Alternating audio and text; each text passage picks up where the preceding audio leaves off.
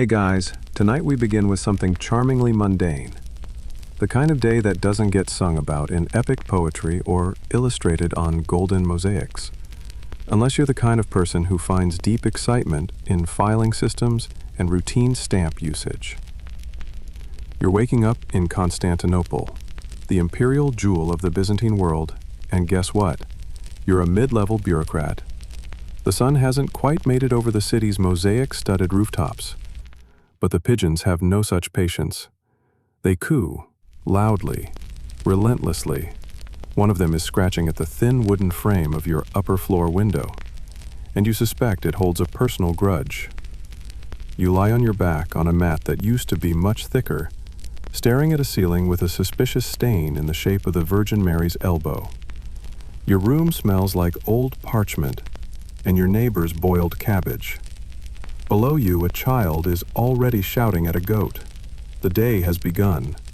And you probably won't survive this. So, before you get comfortable, take a moment to like the video and subscribe, but only if you genuinely enjoy what I do here. And let me know in the comments where you're tuning in from and what time it is for you. Now, dim the lights, maybe turn on a fan for that soft background hum, and let's ease into tonight's journey together. You rise, toes curling against the cold tile, and begin the awkward process of dressing. Your robe is wool, thick, itchy, embroidered in colors that once signaled rank, but now mostly signal how long it's been since laundry day. You cinch your belt, tuck in your stylus case, and reach for your inkhorn, which leaks just enough to stain your sleeve every other day. Breakfast is modest, a small slab of yesterday's bread, slightly harder than dignity, and a scoop of bean mash left over from dinner. You chew slowly, watching a small spider descend from the ceiling, clearly on its own commute. Outside, the city stirs. Constantinople isn't just a city, it's a layer cake of smells, noises, and shouting fishmongers. The streets wind unpredictably, like someone tried to draw a city map while sneezing. You sidestep a splash of something you hope is water, and make your way down a flight of stairs that creaks more than it should for stone. Your building is packed tight into a neighborhood near the city walls. Your landlord, who smells permanently of leaks, lives just below. He nods as you pass, chewing something. You pause outside a small church and cross yourself. Not because you're particularly devout this early, but because it's what you do, and the saints are watching. Probably. You mutter a half-prayer to Saint Philaretos, who you've decided is the unofficial patron of missing reports. The closer you get to the palace complex, the cleaner the marble gets. The air shifts, less goat, more incense. The streets here are paved better. They're swept. They have guards who pretend not to see you unless you're late. You pass a tiled fountain where two clerks are arguing over something involving ink quotas and quill shortages. You approach the side gate of the Great Palace Annex. Not the main entrance, of course. You're important, but not that important. The main gate is for dignitaries, ambassadors, and people whose robes actually match. Your gate is beside the kitchens, where you can already hear someone shouting about burnt lentils. You flash your token, an engraved bone chip with your department stamp, and nod to the guard, who waves you through while eating an olive straight off the knife. Inside, the atmosphere shifts again. The hum of administration, paper, footsteps, hushed arguments. The soft squelch of wax seals being pressed. You pass rows of low benches where scribes are already bent over scrolls. Someone sneezes into a sleeve and mutters about plague again. You ignore it. The Office of Sacred Charters is just ahead. Its door has a faded mosaic above it. Something involving angels, a scroll, and what looks like a confused duck. You push the door open. Inside, it's familiar. Tall windows letting in slanting light. Dust motes doing an eternal slow dance. The dry smell of ink and ambition. You see your desk, still intact. The ink pot still crusted. The document pile has grown, naturally. A clerk waves from across the room, already deep in debate with another over whether imperial goat tax should be abbreviated IGT or goat/implev. You make a mental note not to get involved. You settle into your seat. Day 127 of the audit cycle begins. You shift on your wooden stool, trying not to notice the splinter poking through your robe. It's still early, and the light filtering through the high-arched windows glows that gentle Byzantine gold if you squint past the dust. The first order of business is, as always, your robes. Byzantine bureaucracy is as much about looking the part as playing it, and right now your belt is a disaster. It's meant to sit in neat folds, but your morning bean mash did not go down quietly, and the result is more bulge than balance. You do your best to smooth the worst of the wrinkles. Your robe is technically imperial sage blue, though it's faded more into a color best described as washed pigeon. It hangs a little crooked. One shoulder always dips lower, and a loose thread near your elbow has become a fidget companion during stressful audits. You fish out your stylus kit from the leather pouch at your hip. Inside, 2 styluses, one splintered, a tiny knife for scraping errors, and a stub of wax you keep meaning to replace. Your inkhorn, sealed with a twist of cloth and a prayer, is still sticky from yesterday's spill. You arrange everything carefully on your desk like a priest laying out communion. This is your altar, and your rituals are sacred. Open the ledger scroll, flex your fingers, squint dramatically at your neighbor's pile to make yours seem manageable. Then comes the stomach gurgle, a reminder, bean mash is not a friend. You eye your half-finished breakfast, which you wrapped in cloth and tucked beside your ledger. It's gone lukewarm. You bite into it anyway. The flavor is complex, mostly salt, somewhat despair, definitely fig seed, which you weren't expecting. There's a long-standing joke among your coworkers that Byzantine administrators must be half monk, half goat. The monk for patience, the goat for diet. You find yourself chewing like both. From the desk beside you, a voice. You brought the vinegar? You blink. I thought you had the vinegar. A groan. We can't eat this without vinegar. It's against natural law. You shrug. So is eating in the archive room, but here we are. This sparks a debate about condiment rights and which saint is the patron of bitter legumes. The popular vote is Saint Theodore, mostly because his name sounds grumpy. You quietly vote for Saint Apollinaris, just to be contrary. Around you, the room begins to fill with the hum of early bureaucratic energy. Scribes unfolding scrolls, clerks muttering to themselves. A courier bursts in and collapses dramatically, holding a rolled-up imperial notice like it contains the actual apocalypse. He wheezes theatrically, waving it above his head. Everyone ignores him. You glance at the notice once it's dropped on the main table. Proclamation regarding the appropriate enumeration of minor... You don't hate lists. Lists have order. Lists are predictable. Lists are a bomb in a chaotic empire. But lists about minor officials in provinces you've never heard of, that's the kind of detail that makes your eyeballs go soft. Historians still argue whether Byzantine officials genuinely kept such detailed records because they valued organization or because they feared punishment for not recording every breath of governance. Most lean toward fear. You relate deeply. Your first assignment of the day appears in the form of a small wax tablet dropped in your lap. A note from your supervisor. Recalculate the unimoduli grain allocations. Numbers don't match Treasury report. Again. You sigh. The Animoduli are a religious confraternity dedicated to the winds. Their grain ration was standardized in the reign of Constantine V. You know this. You updated their chart 2 weeks ago. Someone is double counting again, or possibly stealing. You get to work, cross-checking columns, tallying deliveries, and wondering if the monks are secretly hosting banquets. You suspect they are. One of them showed up last week smelling suspiciously of stewed lamb. Midway through your recalculations, your inkhorn topples, a neat trail of black arcs across your parchment. You freeze.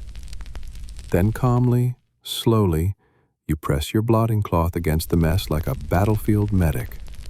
No one saw. Good. You scrape the worst of it away, then mark the edge with your wax stamp, an eagle with slightly lopsided wings. You tell yourself it's symbolic. You look up and catch sight of Demetrios, the seal clerk, standing by the window, bathed in morning light like an underwhelming prophet. He's eating a boiled egg and staring out over the city like he's waiting for divine instruction, or a pigeon fight. You nod at him. He nods back. Neither of you says anything. There's a quiet solidarity among those who filed by hand. As you finally complete the Animoduli report and seal it, a tiny thrill runs through you. Not pride, not joy. Closure.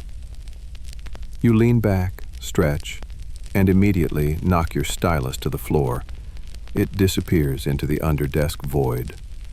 You lean down, squinting into the darkness. There's dust, a bread crust, a spider with the resigned expression of someone who's lived through 3 emperors. You retrieve your stylus, apologize to the spider, and sit back up. The day has only begun, and your ink-stained fingers already look like you lost a knife fight with a raven. Still, you're surviving. So far. You step out for your mid-morning walk to the great palace annex, and the moment you're beyond the shadowy halls of your office, the city throws its entire sensory arsenal at you. Incense smoke curls from a roadside shrine, mingling with the sharper smell of boiled cabbage wafting from a food vendor's pot. The sun glints off mosaic tiles that line the street corner fountains, and pigeons argue loudly on the edge of a marble basin as if they too have bureaucratic grievances. The path to the annex winds through a corridor of noise, merchants calling out over cartloads of figs and pomegranates, children squealing after runaway hoops, a street preacher calling everyone to repentance for their ledger-obsessed lives. You take this as a personal attack. The walk shouldn't take long, but it always does because, in Constantinople, the streets are less of a grid and more of a Byzantine flowchart. You pause in front of a small church just long enough to cross yourself and mutter a prayer to Saint Eupraxia, unofficial protector of overlooked clerks. The palace walls loom ahead, shimmering faintly with the morning's heat. They're more than just fortifications. They're the boundary between the world of the state and the world of everyone else. Behind those walls, paperwork. Possibly imperial paperwork. Definitely some kind of wax seal-related emergency. You slip past the marble colonnade and into the annex wing, entering through a side door carved with faint depictions of winged lions and tired-looking men holding scrolls. Appropriate. Inside, the noise hushes. It's cool here. Stone corridors absorb the sun's heat and breathe it out in whispers. Your sandals slap softly on the polished floor. You nod to a fellow clerk carrying a bundle of scrolls almost as tall as he is. He nods back, barely visible under the weight. You reach your destination, the Office of Sacred Charters. This is where the Empire's truly thrilling documents live. Marriage agreements, tax privileges, declarations of wheat shipments, and once, a note from a bishop accusing a rival of illegal cherry hoarding. The room is busy. Not frantic. This is not a market, but humming with the energy of focused, seated panic.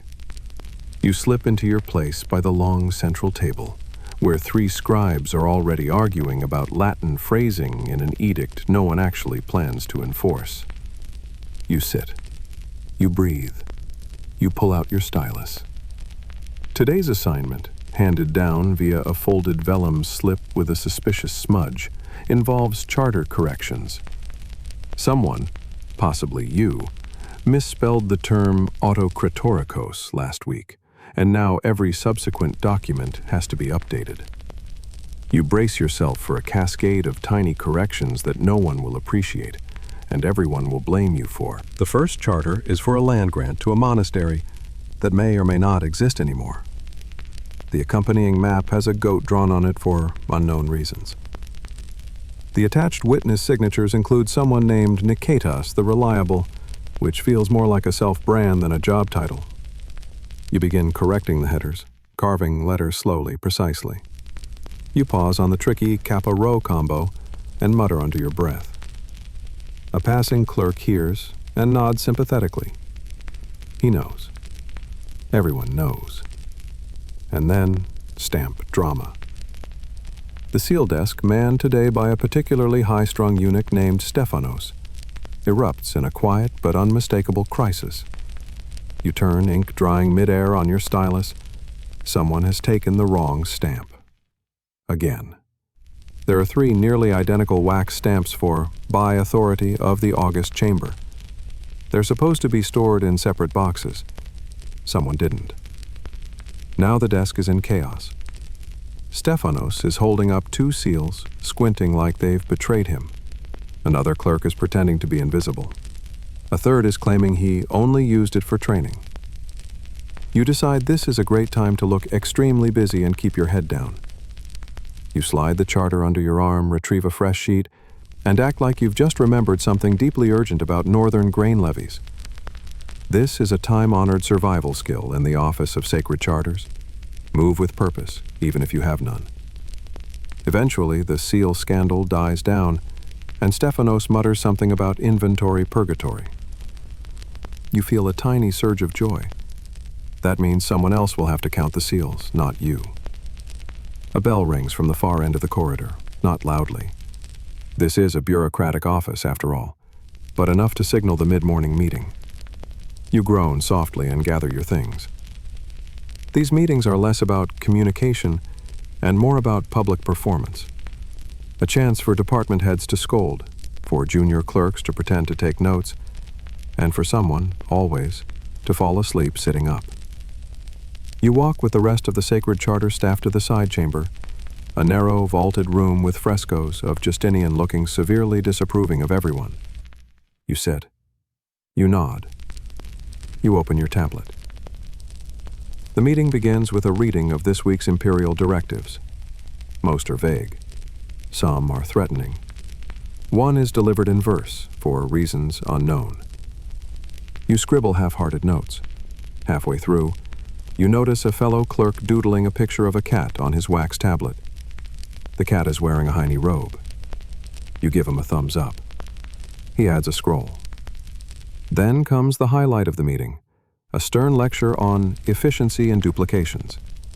It lasts 11 minutes and includes 3 metaphors involving fire, clay, and one particularly aggressive pigeon.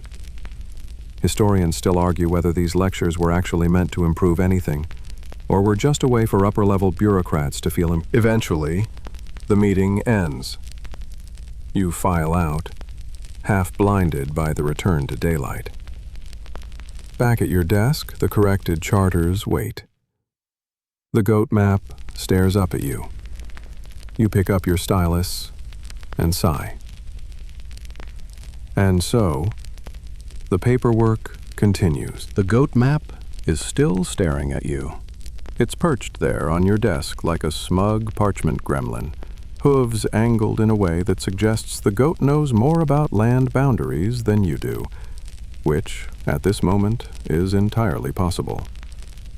You trace the lines slowly, ink-stained fingers hovering over the page as you try to decide whether the little scribble represents a hill or someone's attempt at drawing a windmill. You settle on topographical metaphor and move on. Your workplace, the Office of Sacred Charters, is no bustling forum.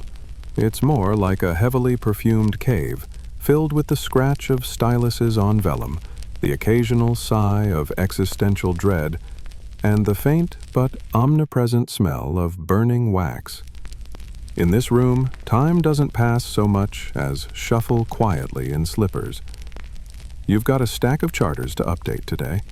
These aren't new documents. Oh no, these are second copies. A glorious Byzantine tradition that ensures the empire's paperwork is not just extensive, but repetitive. Every time a land grant or title was issued, the original would go to the recipient, and a backup, sometimes two, would stay in the palace archive. Or rather, they should. You're holding one such duplicate now. It's dated during the reign of Basil II, and it smells faintly like mildew and myrrh.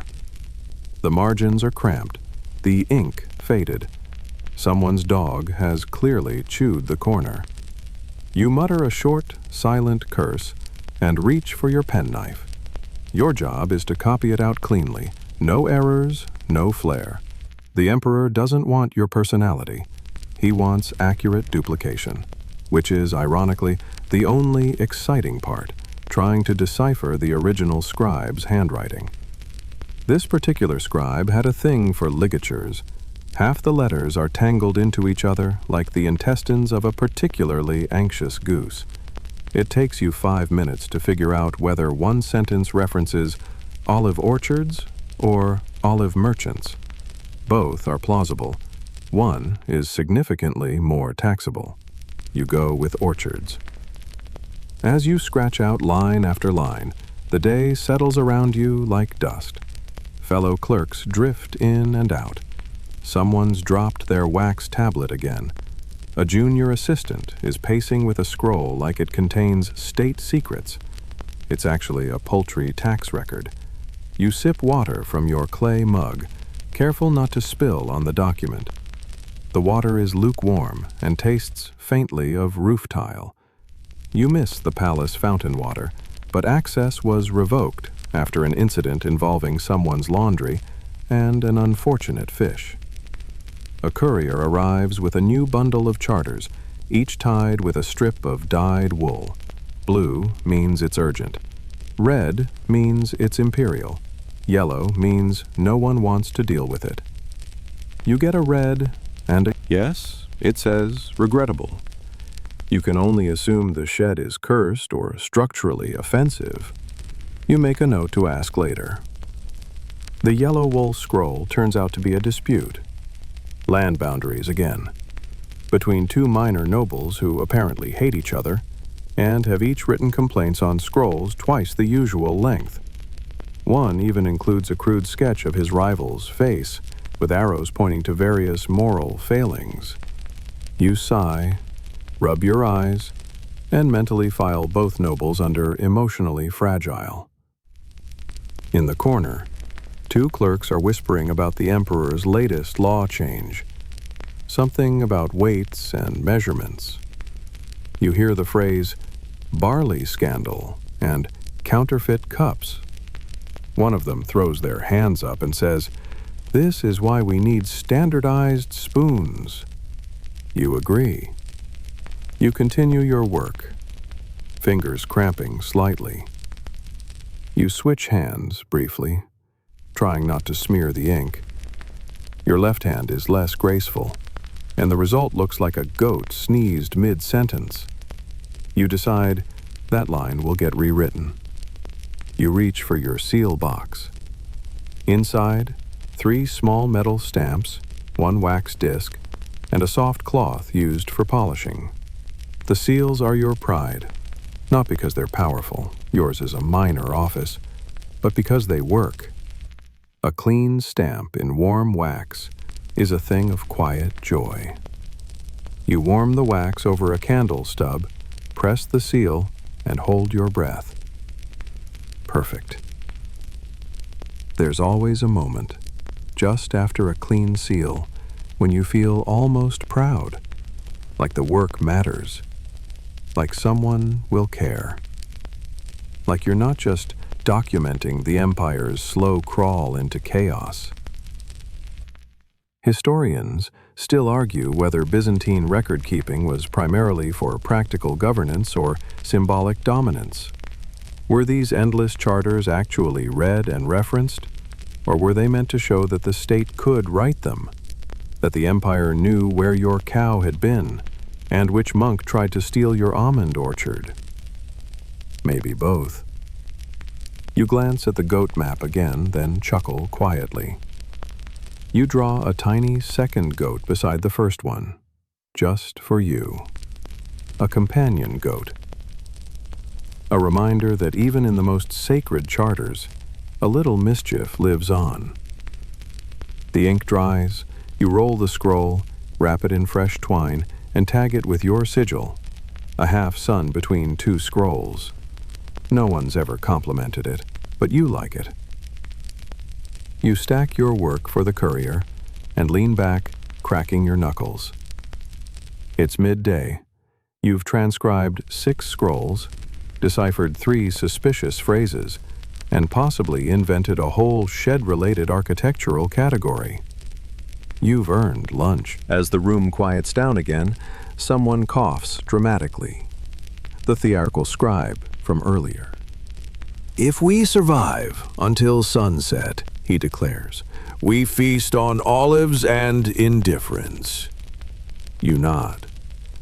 "And lentils, if they haven't boiled dry." Another voice.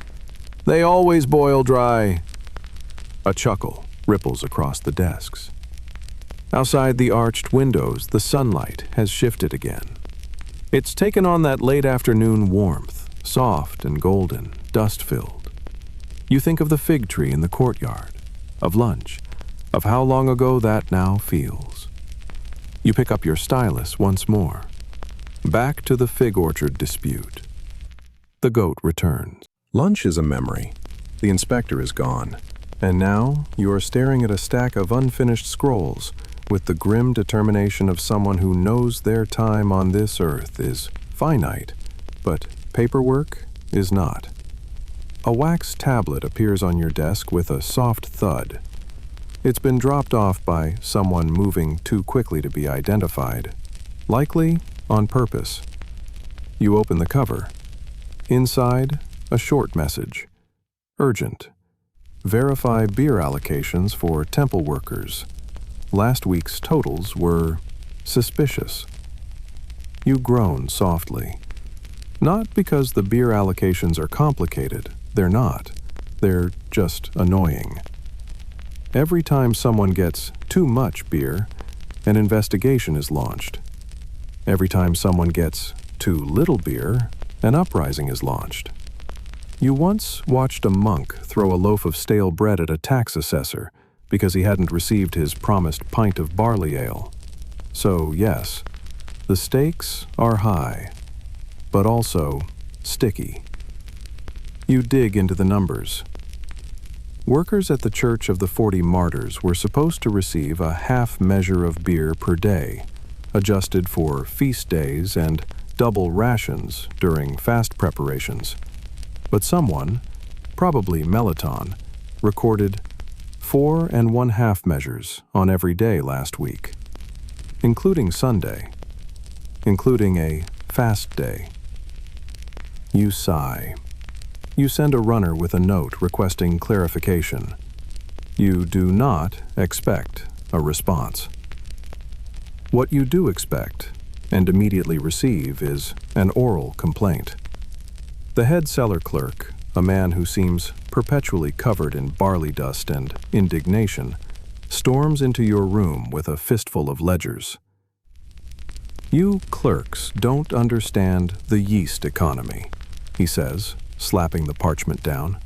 You think numbers are numbers, but beer is spirit. You nod, as if this is profound. And yet, 4 1/2 measures, on Sunday. He blinks. That's what we call divine fermentation, he says, clearly inventing the phrase on the spot.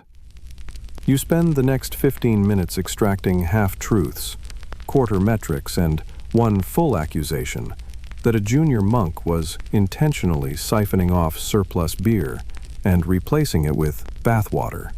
That monk, apparently, has now gone on pilgrimage. You make a note of that in the margin, adding an asterisk and a quiet, "Sure, he has." The whole conversation leads to your favorite part of any Byzantine investigation: the recopying of mildly scandalous information in the driest language possible. You write, "Variation in liquid distribution observed. Quantities exceeded expected feast allocations.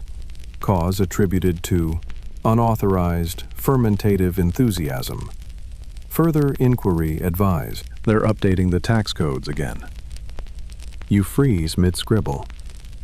"Livestock categories," he continues. "Apparently geese are no longer minor domestics. They're now seasonal avian assets." You drop your stylus. Do they realize what this means for the rural inventory charts? Cassianos nods solemnly. Entire columns will have to be renamed. Goose tallies will shift. There's a silence, filled only with the distant sound of someone sneezing into a scroll. You breathe deeply. "I suppose I should notify the agriculture desk." "No need," he says. "They've already locked the door." Of course they have. You start drafting an amendment to your current list, marking changes in the marginal notes with tiny geese. You know it's petty. You do it anyway. Historians still argue whether Byzantine bureaucrats found small rebellion in footnotes and phrasing, or whether they were simply that bored. You suspect both. A tiny goose here, a sarcastic seal there. It's your own kind of resistance. As you make the corrections, another scroll arrives. This one is from the Department of Religious Allocations, and it's written in the tight, florid hand of someone with too much time and too little self-editing. It begins, "By the grace of our Lord and the measured breath of the saints, I humbly request a revision in the fig distribution schedule pertaining to the fast-breaking intervals in the southern cloister." You stop reading after measured breath. You'll deal with that later. Someone in the hallway drops a sheaf of papers. You hear a soft curse and the flutter of 30 mismatched leaves cascading like doomed doves. A nearby clerk mutters, "That's the 4th scroll fall this week. We're due for another Mercury retrograde." You've never understood what Mercury has to do with it, but you nod anyway. Time creeps on. The afternoon heat begins to settle into your bones. The room grows quieter. Not silent, never silent, but slower. Scrolls unfurl more gently. Quills move like drifting feathers. Someone yawns into a sleeve. The candle on your desk flickers, though it's not even lit. Just empathetic. You glance at your to-do list. It's grown. It always does, like an untrimmed vine. You refocus. You have monks to deration, beer units to correct, and at least one official request to rename a barn the Holy Stable of St. Tryphon. You're pretty sure that's not legal, but you'll approve it anyway. Because the truth is, this empire runs not on glory, not on battles, not even on trade. It runs on you. On scribes with stiff backs and stiff quills. On notes like fermentative enthusiasm and seasonal avian asset. On the utterly forgettable, entirely There's a knock at the door. A soft one, hesitant. Like the person knocking isn't entirely sure they want to be here. You look up from your parchment pile, expecting another scroll delivery, or perhaps another monk who forgot how many goats he owns. But instead, it's Eustathios, the palace's roving audit clerk. Eustathios is the human equivalent of a misplaced comma, small, sharp, and known for causing disproportionate distress. He enters with his usual air of polite doom, holding a bundle of documents and a wax tablet, both already suspiciously organized. "Just a quick review," he says in a tone that suggests the opposite. You make a subtle sign of the cross under your desk. "I need to compare a few ledgers from last month's grain imports," he continues, unrolling one parchment and sliding it delicately across your desk like it's an indictment wrapped in calfskin. You take a look. Sure enough, it's the Akritas Valley ledger, notoriously messy, thanks to a minor clerical scandal involving mislabeled sacks and a poorly translated shipping note that referred to wheat as fluffy sand. You were tangentially involved, mostly in the cover-up. You clear your throat. Yes, I remember these entries." Eustathios raises a brow. "Do you?" You resist the urge to throw your inkwell at him. Instead, you produce your copy of the ledger, which you've wisely kept updated with marginal notes like "possibly fictitious" and "double-check with warehouse if it still exists." The two of you begin comparing, line by line, entry by entry. Your fingers trace faded ink. His stylus taps softly against his wax tablet, occasionally making a sound like a judgmental beetle. "Interesting," he murmurs. "This note says there were 82 sacks received on the 14th, but the charter for that day records only 78. You smile. "Ah, that's due to the Sabbath deviation. They stopped recording full loads on feast days to prevent confusion." He frowns. "Is that standard?" "Completely," you lie. Historians still argue whether Byzantine bureaucracy encouraged creative interpretation or simply bred it through sheer survival instinct. You'd argue the latter. Eustathios is the reason why. He makes more notes. You quietly pray for his stylus to snap. Then, miracle of miracles, he shrugs. "Seems in order, just needed to verify. Carry on." And just like that, he vanishes, leaving behind a faint scent of lavender and accusation. You exhale with the force of a collapsing aqueduct. Back to your real work. You assign Cassianos to duplications. He owes you after the goose debacle. You assign Dorotheos to parchment prep, mostly because you enjoy the idea of him being surrounded by drying hides. You pause at one name, Theodulos. You haven't seen him in 2 weeks. You look around the room. No sign of his crooked collar or lopsided grin.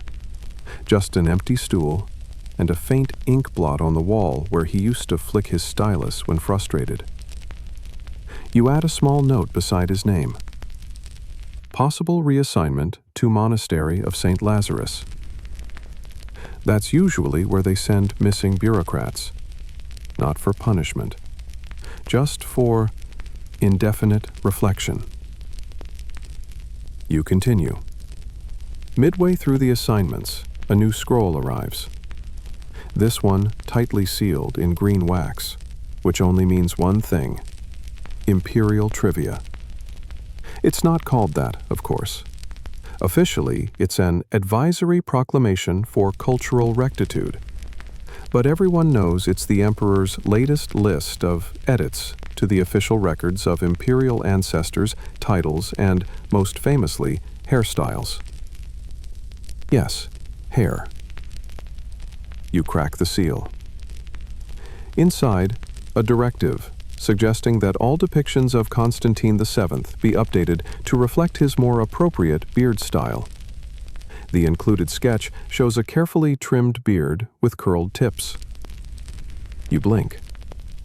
There is also a note that references unflattering tapestries found in a provincial governor's estate. You sigh, roll up the scroll, and pass it to the iconographic revision department with a single word: enjoy. Then, back to your schedule. The afternoon moves like cooled honey. Outside, the sun slides behind a cloud, and the room takes on that familiar Byzantine melancholy. Soft light, slow air, and the low murmur of centuries stacking themselves onto your desk. You seal your scroll bundle for the day, tied with blue thread, stamped with your sigil. You glance at the goat map, still there, now with 3 goats. You don't remember drawing the 3rd. You look at your neighbor. He looks away. A soft knock. Another delivery, but this one's different. It's not a charter, not a complaint, not even a lecture transcript. It's an invitation to the quarterly bureaucratic symposium, which is essentially code for "we talk about paperwork over slightly better wine than usual." You sigh, open it, and read the theme: Ink and Empire, the ethics of correction. You laugh, just once, because by now, the symposium invitation lies open on your desk, its edges curling slightly in the humidity, as if even the parchment is reluctant to go.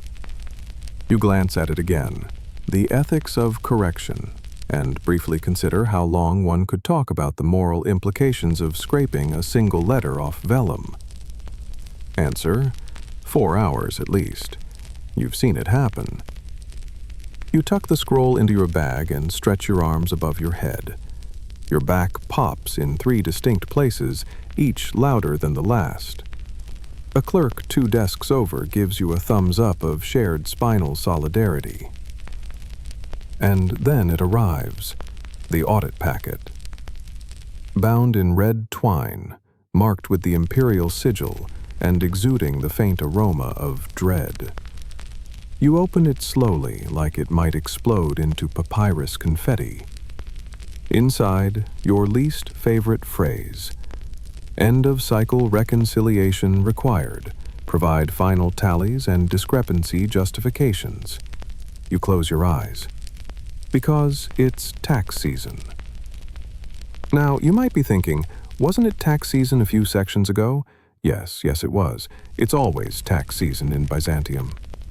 There are temple taxes, port duties, annual levies, one-time tithes, and the occasional celebratory collection when someone's cousin gets married to someone vaguely royal. And you are responsible for making all those numbers behave. You unroll the master scroll. It's 6 feet long, creased in odd places, and smells faintly of sea salt and despair. The first entry is from a village called Ironopolis, which you're 70% sure doesn't exist anymore. There's a marginal note beside it, possibly relocated due to goat incident. You write, "pending confirmation," and move on. The next few entries go smoothly: wheat quotas, barley shipments, a minor surplus of honey. Then you reach a strange anomaly, a region that seems to have exported 15 camels but only imported 3. You double-check. No explanation. You circle it, mutter something about phantom camels, and add it to your growing problems list. Your neighbor leans over. "Camels again?" You nod. He shakes his head. "They're not even native. It's always the camels." You work in silence for a while. The room shifts around you, people coming and going, ink bottles being refilled, parchment being restacked. At one point, someone sneezes so violently they knock over an entire scroll rack. No one flinches. You all have the 1,000-yard stare of people who have seen too many sheep tallies. Then the supervisor arrives. His name is Anikatos, and he glides across the floor like an underfed ghost with a taste for uniformity.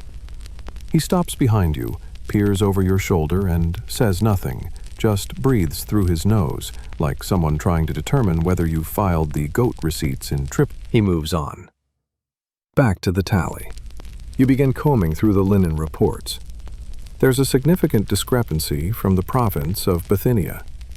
You remember this one. It involved a monastery that accidentally double-reported its weaving outputs because two scribes were competing for the abbot's approval. You sigh and write, adjusted to median output. Rival scribe error suspected. Next, a fish tax return from a coastal town that claimed a seasonal shortage due to the melancholic tides. You're tempted to let it stand, just for poetry, but you write, unverified, request clarification. Historians still argue whether Byzantine clerks actually believed these entries or simply ran out of energy to question them. You believe both. Especially by hour 6. A courier passes by, muttering something about seal reassignments, and you suppress a shiver. Not another seal crisis. Last time, someone sealed a chicken inventory with the emperor's personal stamp and started a minor trade embargo. You keep your head down. Finally, the last page of the packet, the discrepancy log. A space for your explanations, your excuses, your bureaucratic poetry. You dip your stylus and begin. Barley shortfall likely due to storage rot, see attached notes, and odor. Sheep miscount may be result of migration, theft, or enthusiastic exaggeration. Multiple entries altered post factum by scribe Meliton, who has since departed under mysterious but extremely damp circumstances. Each line is written in perfect, deliberate script. Each word is an offering, not to truth, but to plausibility. You finish, seal it, and hand it off to a waiting clerk, who accepts it like it might be cursed. Then, just as you think you're done, someone slides a parchment under your nose. A map audit. You stare at it. You know this map. It's the one from earlier. The one with the goats. Only now, there are 4 goats. You are certain you didn't draw that 4th goat. You look around. Your neighbor avoids eye contact. You lean over. You drew another goat, didn't you? He shrugs. Needed a break. You sigh and update the map's annotation. Addendum. Local livestock may exceed prior record. Byzantium is not run by... You don't so much walk to lunch as drift, half-conscious, wholly hungry, and at least 30% covered in ink smudges that weren't there this morning. Your stomach sounds like an aggrieved monk. One of the younger clerks offers you a handful of raisins. You accept with the seriousness of a man receiving an imperial gift. The break courtyard is small, enclosed on 3 sides by colonnades and shaded by an enormous fig tree, its roots twisting across the paving stones like ancient vines trying to reclaim lost time. There's a stone bench under the fig's lowest bough, and it's already half occupied by a junior clerk, furiously writing something that's definitely not work. You sit across from him, unwrapping your lunch. Barley mash again, this time sprinkled with something meant to be an herb, possibly mint, possibly crushed regret. Either way, you eat. Around you, the rest of the bureaucratic menagerie takes its hour of blessed exhale. There's the parchment boy throwing figs at a bird, the courier who always smells like boiled eggs, the lady from seal inspection with a voice so sharp she can cut through a debate with 2 words. And of course, the scribe with the theatrical cough. He has an opinion on everything, and a fondness for olives that borders on the obsessive. Directly in front of you, a new scene unfolds. Romance, in the form of bureaucratic flirting. 2 clerks from the chart room are standing near the fountain. One, let's call him Nikandros, is doing his best to impress the other, let's say Ioanna, with a detailed explanation of imperial tax scroll classification. She was extremely impressed, he'll say later. But for now, Ioanna nods politely while sipping water and looking at the pigeons instead. You break a piece of bread and toss it in their general direction. The pigeons descend in an instant, so does awkward silence. You're doing the Lord's work. The fig tree above offers a breeze, dry, sweet, and tinged with stone dust. You lean your head back, let your eyes half close. The courtyard, for all its cracked plaster and endless layers of overheard conversation, has a rhythm to it, an intimacy born from shared paperwork and shared suffering. You hear someone behind you mutter, "Stamp wars are back on." Your ears perk. Sure enough, Stephanos is stalking across the courtyard holding one of the official red wax seals high in the air. "This was found in the copyist's privy," he declares, as if announcing a military betrayal. Everyone pauses, even the birds. You glance at your neighbor. What does that mean? "It means someone's been issuing charters while hiding in the latrine." There is a moment of silence. Then, from the other bench, "Well, that is where half of our ideas come from." Laughter. Someone brings out a lyre and plucks a few idle notes. It's slightly out of tune, and slightly too optimistic for a group of people who've spent the morning debating goat ration figures, but no one complains. Someone else offers around a small ceramic jug of cheap wine, passed discreetly in the shadows of the colonnade. It tastes like fermented parchment, but you take a sip anyway. Tradition. Then, a pigeon lands on your document satchel. It stares at you. You stare back. It poops on your seal case. You sigh. Byzantine pigeons have no respect for bureaucracy. Lunch begins to taper off. People stretch, scratch, grumble. The lyre is replaced by the sound of sandals shuffling over stone. A few clerks dab their faces with handkerchiefs soaked in rose water, an unnecessary flourish, but one that signals their superior rank. You roll your eyes, very quietly. On your way back to the charter room, you pass two men from the storage vaults arguing about scroll order.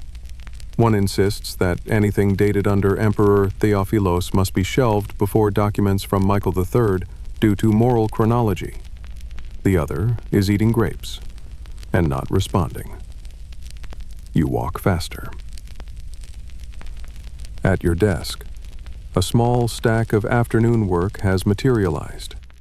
No explanation, no name. Just the quiet aggression of paperwork that wasn't there before. The top document is half finished, bearing the distinct handwriting of someone who fled mid-sentence. You recognize it immediately. It's Dorotheos's work. He always disappears when things get dull, which, in the Office of Sacred Charters, is every 14 minutes. You consider finding him. Then you consider not. You reach for your wax tablet, check the current date, which has changed twice this week due to calendar recalibrations, and make a note. Confront Dorotheos, if energy permits. You begin your afternoon by smoothing out the errant charter, squinting at Dorotheos's signature, which he's styled today as a miniature icon of St. George. You admire the artistic dedication, while also fantasizing about hiding his ink. As the sun tilts higher in the sky, the charter room begins to hum again. The sound of history being tediously, thoroughly recorded. Every letter, every grain allotment, every slightly sassy monk who tried to register 2 chickens as pilgrimage gifts. Historians still argue whether the Byzantine bureaucracy was efficient or simply obsessed. Was it order for the sake of empire, or empire for the sake of order. You, elbow deep in fig-stained ledgers and half-finished flirtations. Suspect the answer is both. The afternoon descends like a thick wool cloak, warm, dense, and slightly suffocating. You're back at your desk, staring at the top of a scroll that begins with "to whom it may eventually concern," which is not the most confident opening for an imperial document.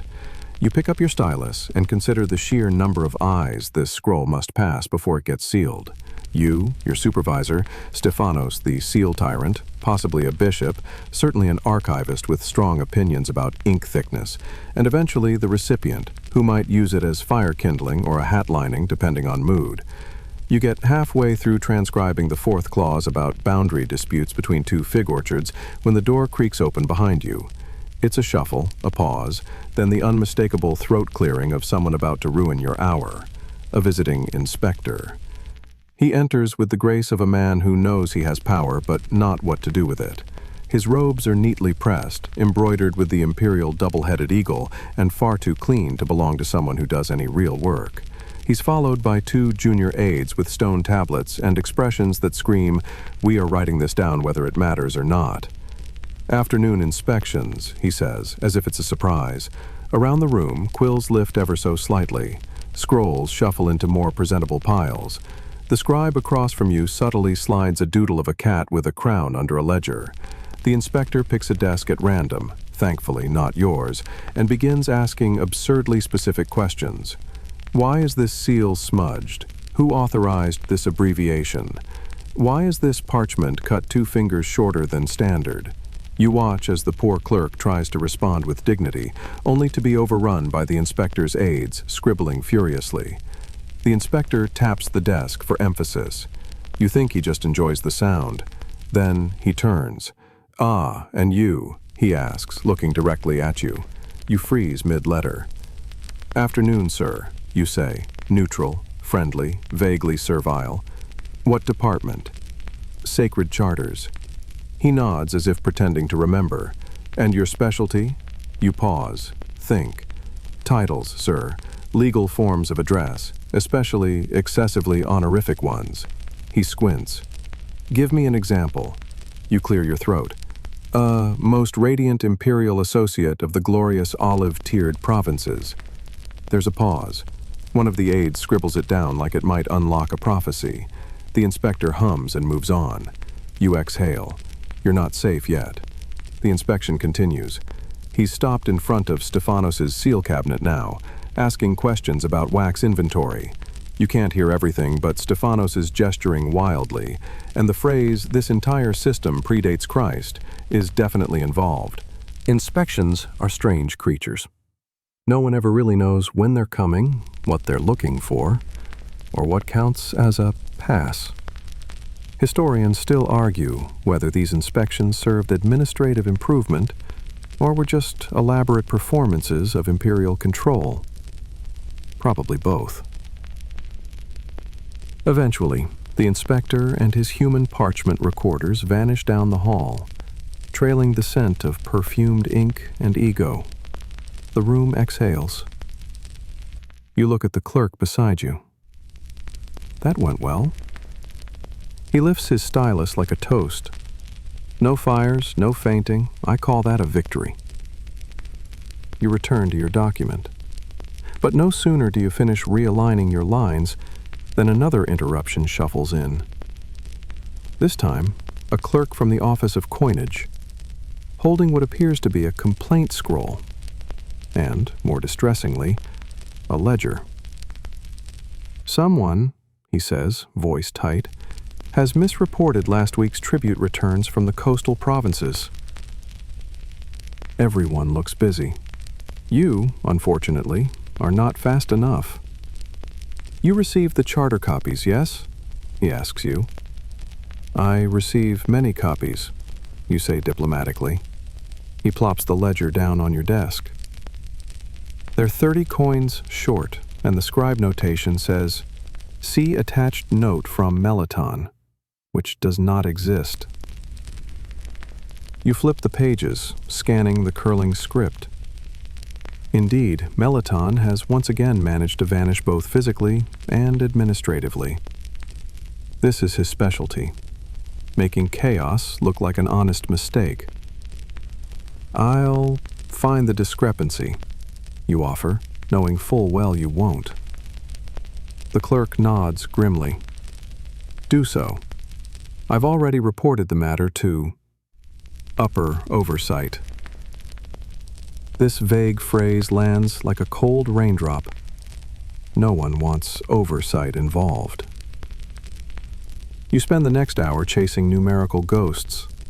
Were the coins miscounted, misdocumented, misplaced?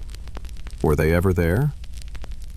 You're scribbling tallies, referencing parchments, and squinting at handwriting that might be numbers or just bored scribbles.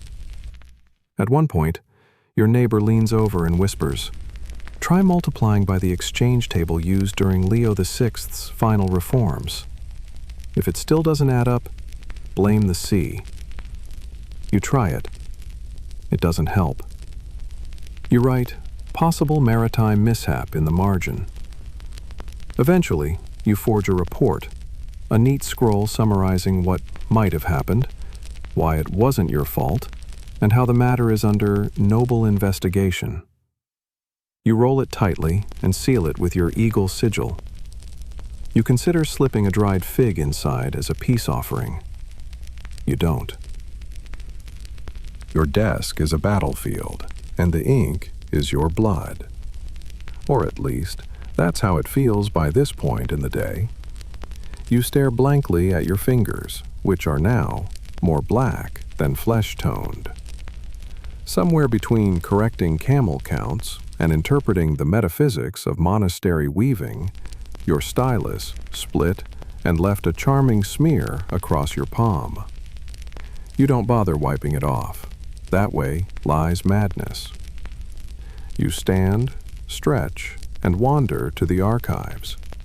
Not because you need to, just because you need to move. The hallway echoes with the hushed tones of other weary bureaucrats, and your sandals slap softly against the stone. Measured, monotonous, like a walking metronome for Byzantine boredom. The archive door creaks open. Inside, it's cool and dim, and smells like ancient dust, beeswax, and tightly coiled responsibility. Scrolls are stacked in floor-to-ceiling shelves, some tagged with red thread, others with small painted icons, a fish here, a key there, the occasional miniature saint doing paperwork. Someone's trying to be funny. You nod to the archivist, who nods back without looking up. He's cataloging documents with the devotion of a monk and the posture of a question mark. You're here for one scroll, a shipment record for olive oil delivered to the imperial kitchens 6 weeks ago, which has somehow become central to a palace-wide dispute over missing ladles. Yes, ladles. Apparently, someone's convinced they were melted down and traded for extra anchovies. You scan the shelves. Your scroll is supposed to be on row 14, shelf C. Instead, shelf C has a single piece of parchment that reads, "Moved due to mold." You sigh. You find it 2 shelves over, hidden behind a box labeled, "Urgent Chicken Disputes. Do not touch." Of course. You unfurl the scroll and start reading. Everything looks standard. Shipment confirmed, barrels sealed, signatures from 3 officials, and a scribble from the cook. Except at the bottom, someone's drawn a very small octopus. You blink. Any idea what this means? You ask the archivist, pointing at the creature. He glances up. That's Barnabas's mark. Means he was very bored when filing. Is that official?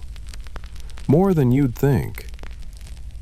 You return to your desk with the scroll under your arm and a sense of cosmic futility under your ribs.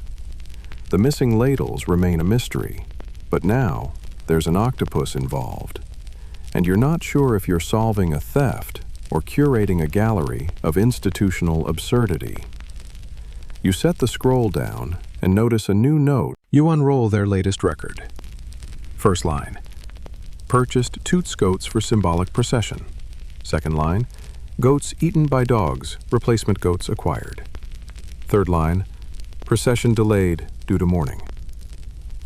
You close your eyes and recite a short prayer to Saint Cyril, patron of lost sanity. Historians still debate whether the Byzantine administration was so pedantic because of genuine piety or sheer paranoia. Looking at these ledgers, you lean toward the latter. No empire needs this many receipts for candles. You do your best to make sense of the temple's accounts, consolidating goat entries, adding footnotes for tile-related incidents, and preparing your summary report with the dry efficiency of someone who's been emotionally numbed by bureaucracy. You write, expenditures align with previous trends. Goat loss not fiscally negligent given context.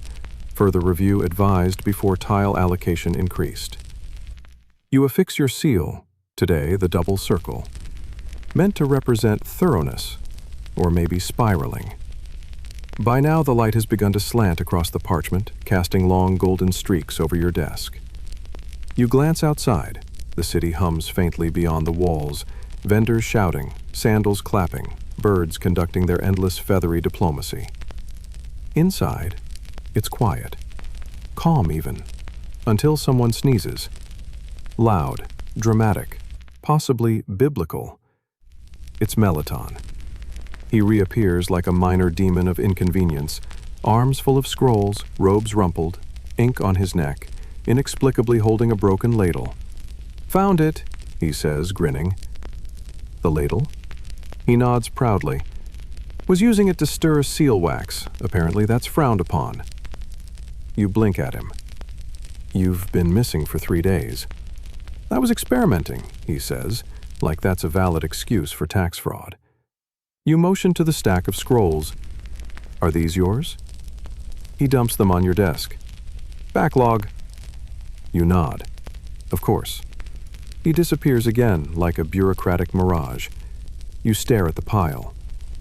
You are, by all definitions, finished for the day. Your reports are filed, your tallies are sealed, your goat-based audits are marginally legible. And yet, Melaton's chaos now looms before you. You unroll the top scroll. It begins, "On the matter of shadow ownership of vineyard plots in disputed terrain." You close your eyes and open them again. Because tomorrow is coming, and with it, more scrolls, more seals, more goats. And if you're very unlucky, more ladles. You return to the scroll Melaton dumped on your desk, still slightly warm, as if it's absorbed the feverish energy of its author. The script is sloppy, the margins inconsistent, and the title longer than the document itself. Concerning the vineyards of the southern ridge and the legitimacy of ownership under partial shade. You sigh. You can already tell this one's going to hurt. The scroll begins with an opening statement from a certain Dorotheos of Antioch, who claims that his vineyard receives only 75% sunlight due to a particularly righteous fig tree, and therefore should be taxed at a lesser rate. He then includes a detailed sun angle sketch, which looks more like a duck than anything astronomical, and a wax impression of the alleged fig leaf. You take a moment to process that. Then you write in the margin, "Fig tree, not a legal tax shelter. Reassess." Still, the claim must be reviewed. You set the scroll aside and reach for the topographical map of the southern ridge, which you absolutely do not have. You'll need to request it from the cartography annex, which you absolutely loathe. The cartography annex is a realm unto itself, filled with men who speak in latitude and smirk in elevation. You head there slowly, dragging your feet like a condemned man walking to his topographic judgment. The annex is dimly lit, the walls lined with scroll tubes labeled in tiny, cramped Greek script, and it smells like charcoal, ink, and institutional resentment. A cartographer with a crooked eye and a robe 2 sizes too small greets you with the usual sneer. "Southern Ridge," he says, squinting. "We've got 3 maps for that. One drawn in the year of the 3 eclipses, one updated during the goat dispute, and one in verse." "In verse?" He nods. "Very moving. Less helpful. You request the eclipse-era map." He retrieves it slowly, as if time itself were sticky. Back at your desk, you unroll it. It's more poetic than expected. The ridgeline is drawn like a reclining saint, and there's a marginal note quoting Psalms. The fig tree is not marked. You draw one in yourself and circle it aggressively. Back to Dorotheos's scroll. You add a summary.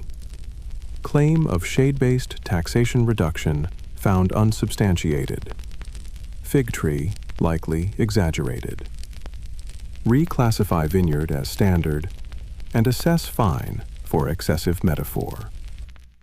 You seal the scroll with your most indifferent wax stamp, the stylized dot. You sit back, exhale. The sun outside is dimming. Then murmurs, panic. The archivist swears in monotone. You rush down the corridor with others, past the fig tree courtyard, through the colonnade, into the archive vault.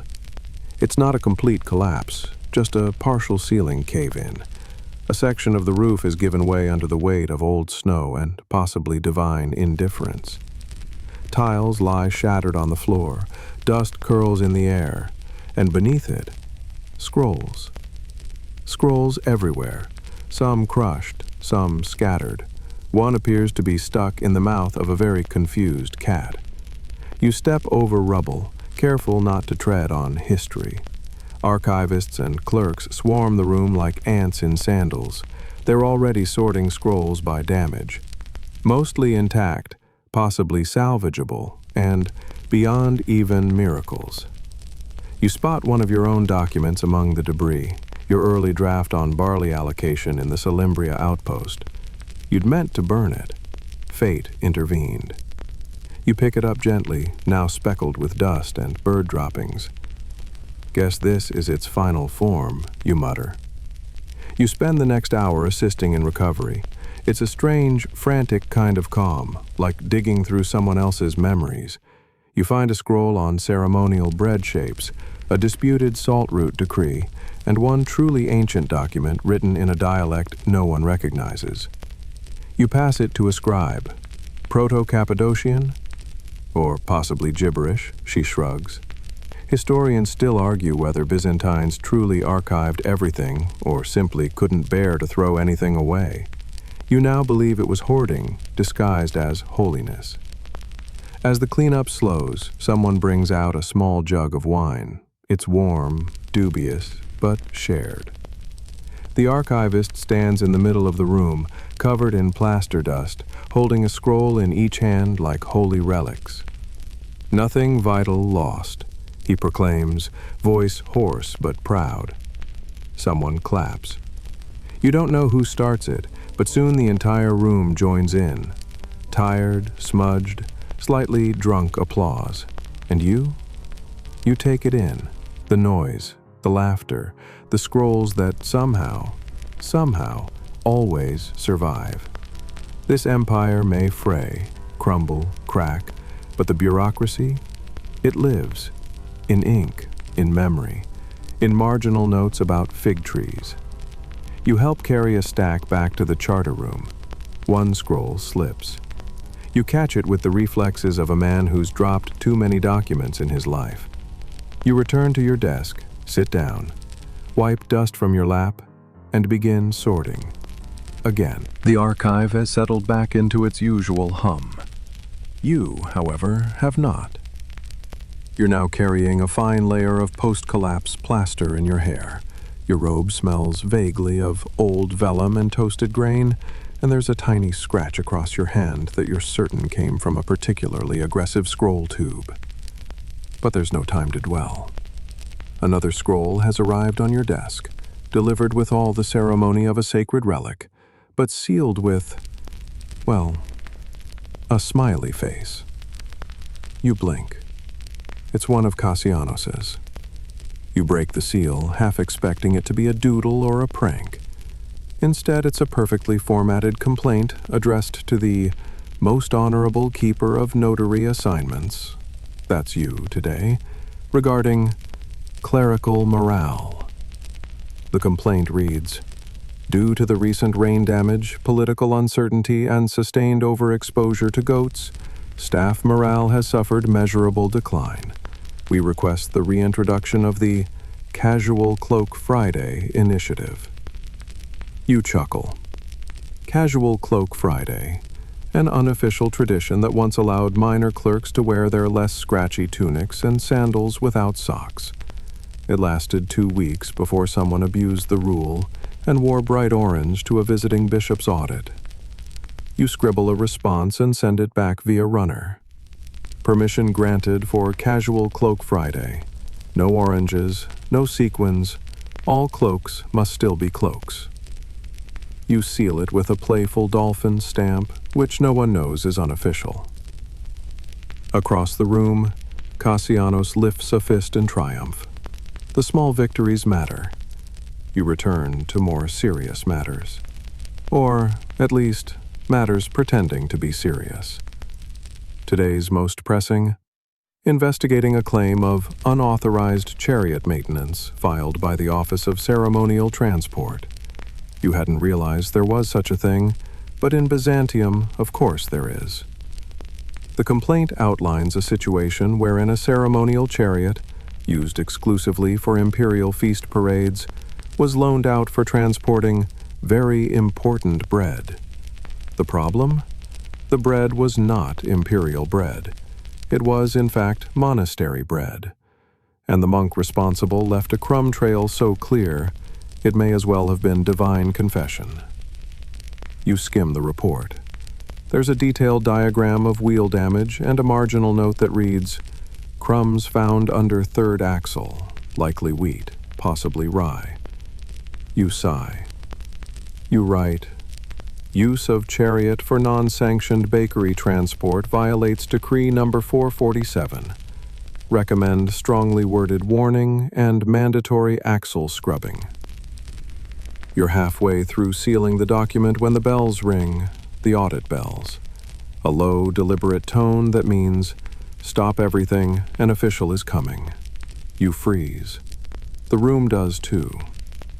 She speaks. "Afternoon audit begins. Present your work." There's no time to hide, adjust, or embellish. You grab your top 3 scrolls, the goat reassignment, the chariot reprimand, and the fig tree tax denial, and lay them on your desk. She approaches silently, like a hawk, or an approaching editorial. Her eyes scan the first scroll. She makes no sound. Then the second. Still nothing. The third, she pauses. Her brow lifts. "A fig tree exemption?" You clear your throat. "Claim denied due to lack of shade consistency." She nods, slow. "Wise. Fig trees lie." You weren't aware that was doctrine, but you go with it. She moves on. You survive. Barely. The room exhales as she departs, taking with her an air of judgment and jasmine oil. You collapse gently against your scrolls and make a silent vow to never underestimate a fig tree again. A few desks away, someone begins humming an old Bureaucrats song, "By Quill and Wax We Stand." It's tuneless but oddly comforting. Melaton appears at your elbow. "I've been thinking," he says. You flinch. That never ends well. We should start our own archive, a secret one, for the real scrolls, the funny ones, the ones where the monks complain about bee stings and the farmers write haikus about donkeys. You look at him. Haikus? Sort of. You consider it. It's tempting. A secret vault of the empire's strange side. Not the proclamations and decrees, but the human bits. The messy, goat-filled, bread dust-covered truth of it all. You nod, slowly. But no orange cloaks. Agreed. As the room returns to its scribbling rhythm, you lean over your desk and retrieve the last scroll in today's pile. It's not an audit, a tax complaint, or a temple reimbursement. It's a request for a name change. Someone, a minor merchant from the outskirts of Bithynia, wants to legally change his name to Iones, the unreadable. Apparently, it's how everyone knows him, because his handwriting is so atrocious that no one, including his wife, can interpret his ledger entries. You smile. You grant the request, and in the margin, you write, "Let the empire be legible, even if its people are not." You seal it, and let the wax cool in peace. You're elbow deep in a pile of scrolls marked semi-urgent when the runner appears again. She's out of breath and holding what looks like a baked loaf of bread wrapped in a linen scrap. You blink. "For you," she says, handing it over. "From the temple scribes." You unravel the linen. It's a small, misshapen loaf with your initials pressed into the top. Below it, a note. "Thanks for fixing our beer tallies. Please enjoy this unofficial sacramental bread. May contain raisins." You smile, then glance around to ensure no one's watching before sneaking a bite. It's dry, raisinless, but the gesture is golden. You're about to return to work when a familiar shadow stretches across your desk. Melaton again. He drops a fresh scroll with flair. "This one's good," he says. "You'll like it."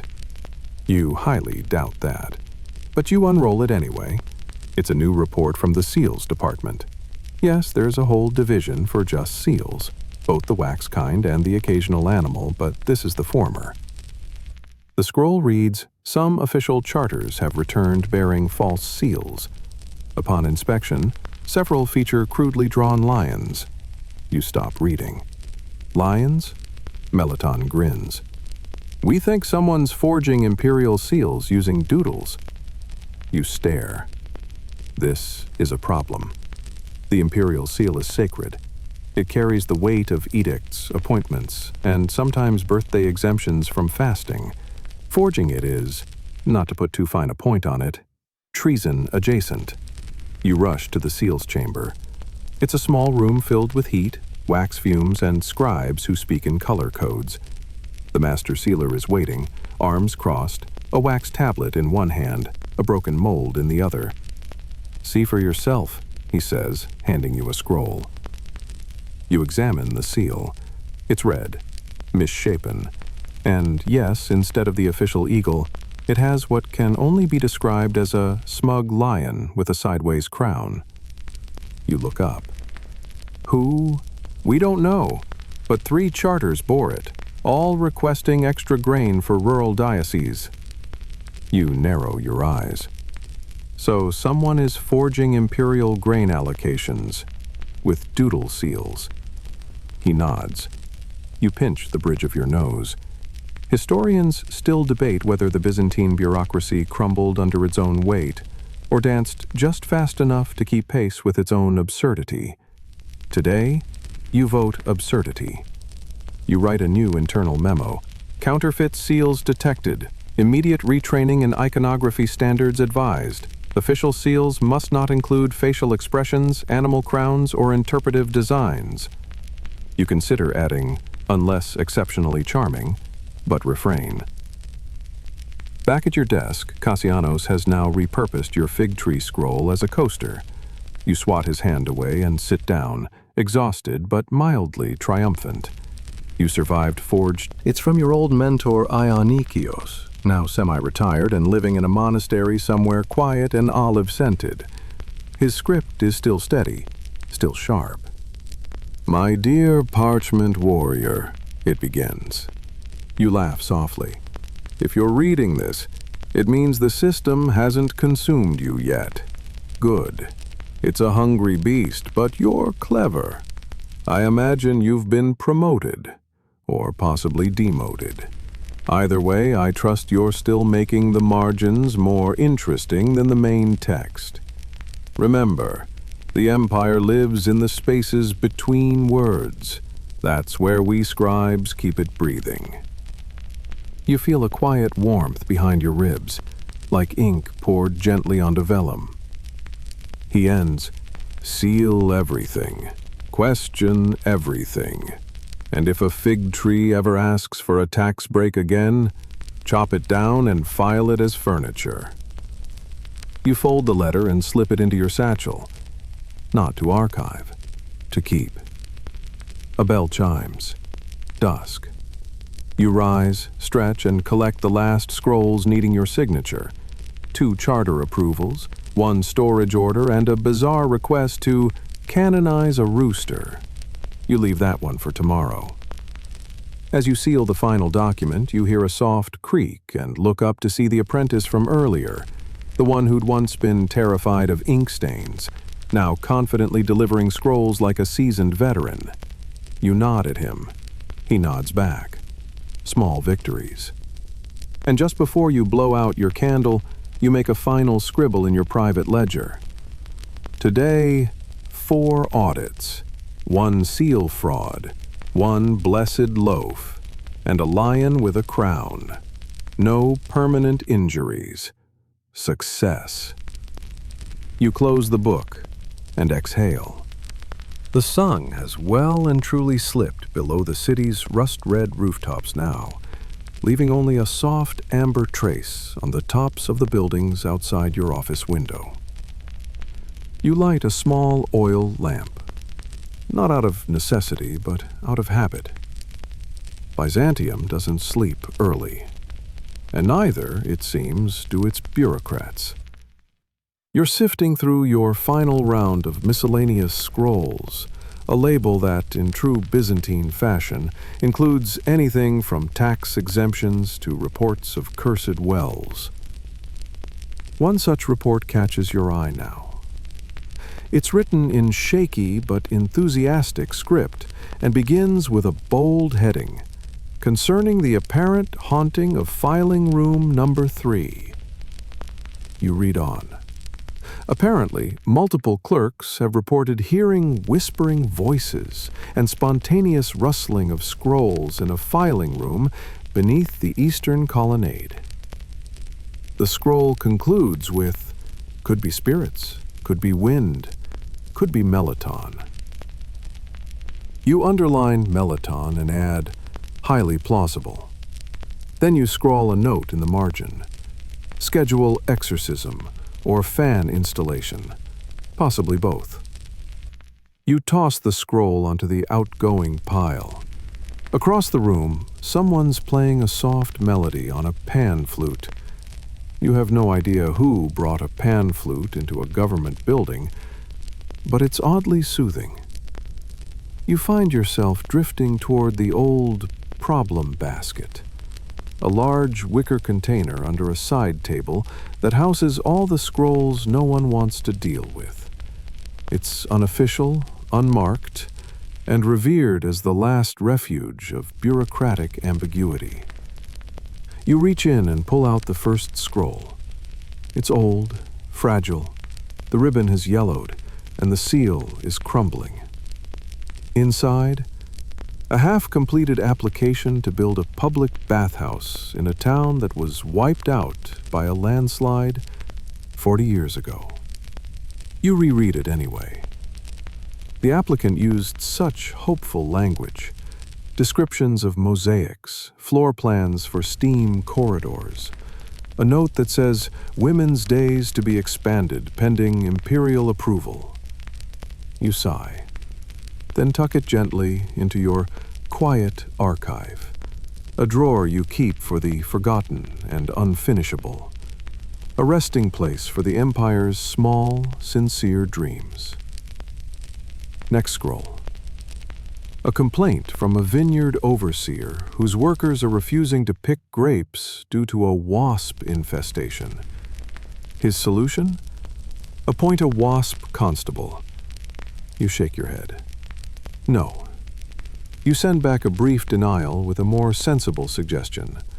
Mesh hoods, possibly divine blessings. You leave the wasp constable idea unaddressed. Some battles aren't worth fighting. And then, historians still argue whether the Byzantine Empire functioned through official channels or through sheer inertia and charm. Based on tonight's scrolls, you lean toward charm. Sampaps your soldier.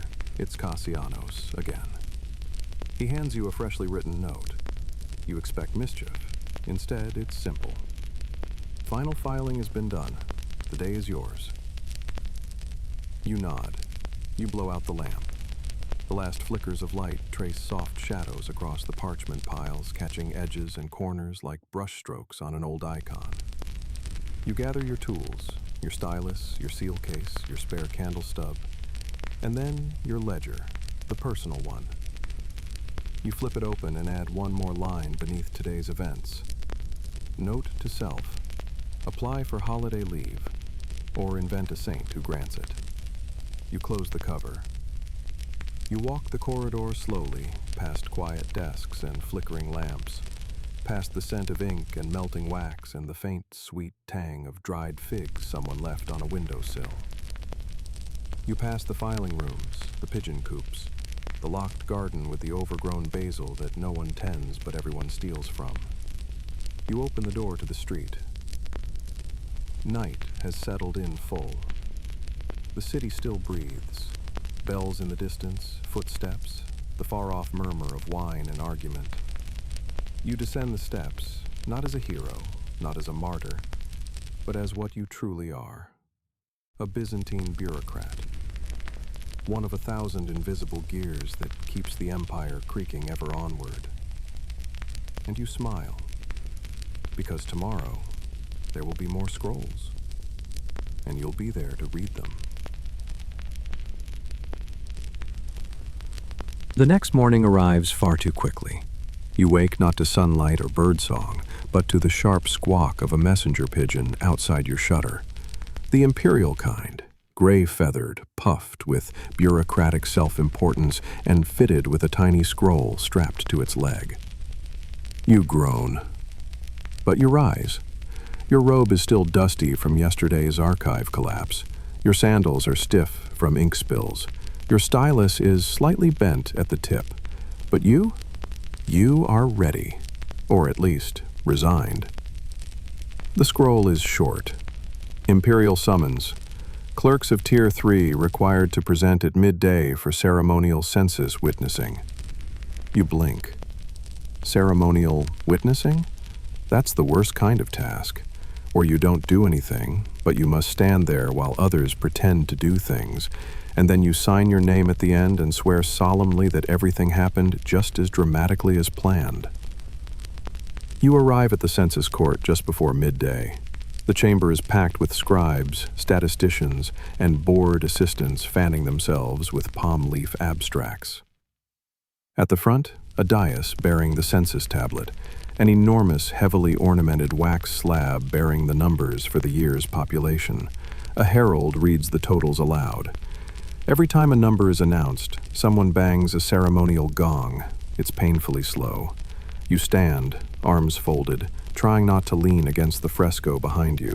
Last week, a junior clerk did that and walked away with half a wing from the Archangel Michael stuck to his back. After the final tally, 137,526 citizens and possibly 36 questionable hermits, you step forward to sign the witnessing ledger. It's a glorious volume, thick, gold-edged, bound in embroidered calfskin. You sign your name with your best penmanship, then add a small flourish beneath it. Because if you're going to waste a morning pretending to observe an event that everyone already knew the result of, you might as well look elegant doing it. Back at the charter office, the pace has slowed to its usual afternoon drift. You settle in with a fresh scroll of olive oil requisitions and a warm cup of something vaguely herbal and possibly legal. The requisitions are straightforward, except for one from a priest who wants an entire amphora for divine anointings and minor elbow injuries. You approve it. It's quieter today. Melaton is absent, possibly off founding his secret archive. Cassianos is humming again, something that sounds suspiciously like a folk tune about laundry. You lean back. This has been a strange week. You've filed scrolls about ghost goats, angry monks, counterfeit seals, haunted file rooms, fig trees, fish festivals, and ladles. You've signed your name to census scrolls and denied requests for vineyard shade exemptions. And through it all, you've kept the wheels of Byzantium turning. Historians often miss. They write of emperors and armies, of treaties and betrayals, of cathedrals and councils. But not you. You live in the footnotes, the margins, the inky in-betweens. That's where the empire breathes. That's where it lives. You glance over at your drawer, the one with the forgotten scrolls. You open it and place one more inside. The one about the bathhouse from the vanished town. Not because it matters, but because someone, once, believed in it. And that's enough. So now, you lean back in your creaky old chair. The room around you is quiet. The parchment has curled at the corners. The candles have burned low, and the scent of warm wax and lavender oil hangs faintly in the air. You breathe deeply. Let your shoulders drop. The work of the day is done. Not finished, not perfect, but done in the way all meaningful work must be. Carried forward a little more, even if only by a fraction. Outside, the stars rise gently over Constantinople. Their reflections glitter faintly in the Bosphorus, and the breeze rustles through olive trees planted in half-forgotten courtyards. Somewhere in the city, a monk is arguing with a goose. Somewhere else, a scribe has fallen asleep mid-tally. A cat, perhaps the same one from the archives, curls atop a scroll rack and dreams of ancient fish. And you? You sit in the glow of lamplight, feeling not heroic, not weary, just present. You've kept the ink flowing, the seals honest, the goats, mostly, counted. And when you close your eyes tonight, you'll know that Byzantium, ridiculous and radiant, survives another day because of you and those like you, quiet keepers of the parchment path. Sleep well, clerk. The scrolls can wait until morning.